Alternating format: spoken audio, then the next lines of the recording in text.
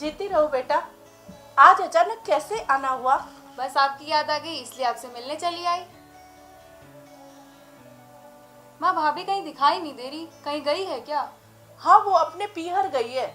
उसके पिताजी की तबीयत ठीक नहीं है। भाभी तो हर तीसरे दिन अपने पियर ही गई हुई रहती है, उनको तो यहाँ की कोई चिंता ही नहीं है। अरे छोड़ो बेटा, ये बताओ ससुराल में सब ठीक ठाक तो है ना? माँ बाकी सब तो ठीक है, पर मेरी सासू की तबीयत खराब रहती है। सही होती कहाँ पर है। कभी उनके सर में दर्द हो रहा होता है, कभी उनकी पीठ में दर्द हो रहा होता है,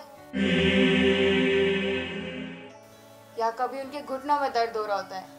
कभी उनको बुखार हो जाता है, या कभी उनको जुकाम हो जाता है। मैं तो उस बुढ़िया से परेशान हो चुकी हूँ, और कल तो मेरी सास से मेरी लड़ाई भी हो गई। मगर क्यों बेटा? कल मैं बाजार जा रही थी जीन्स और टॉप लेने के लिए।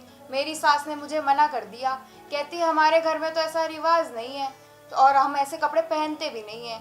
ऊपर से मेरी ननद टपक पड़ी, हर दूसरे दिन वो घर आ जाती है अपने बच्चों को लेके। अकेले आए समझ आता है, बच्चों को भी साथ में ले आते हैं, और बच्चे इतना परेशान कर देते हैं।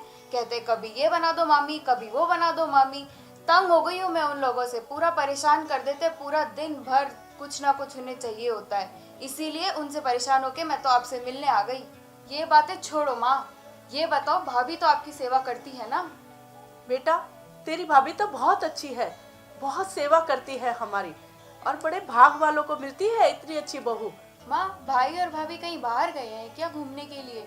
मैंने उनकी पिक्चर्स देखी फेसबुक पे, भाभी ने जीन्स डाल रखी थी। माँ आपने उनको बहुत छूट दे रखी है। अपने घर में ऐसा रिवाज नहीं है, और ना अच्छी घर की बहू है ऐसे कपड़े पहनती है। राम राम सगे जी। हाँ, बहुत सिर चढ़ा रखा है आपने अपनी बहू को।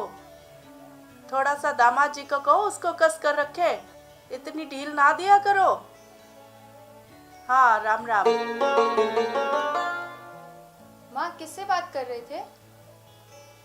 तेरी सासू माँ से बात कर रही थी। सासू माँ से? हाँ, तेरी सासू माँ से बात की है मैंने। सुन बेटी, एक बेटी इस घर से गई है तो दूसरी बेटी आई भी है। जिस तरह तू मेरी बेटी है, वैसे वो भी तो किसी की बेटी है।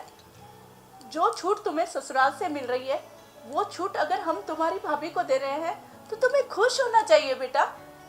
जिस छूट को तू अपने ससुराल में अपना हक समझ रही है, वही हक अगर तेरी भाभी को मैं दे रही हूँ तो इसमें कौन सी बुरी बात हो गई?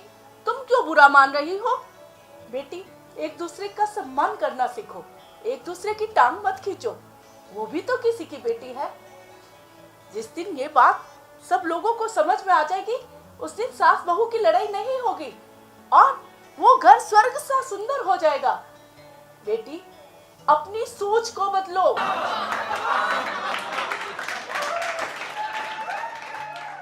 नमस्कार भाइयों और बहनों, एक ही सीख दूंगी इस वीडियो के माध्यम से कि आप ये समझें कि अब दानव रूपी दहेज नहीं देना है अपनी बहन बेटियों को।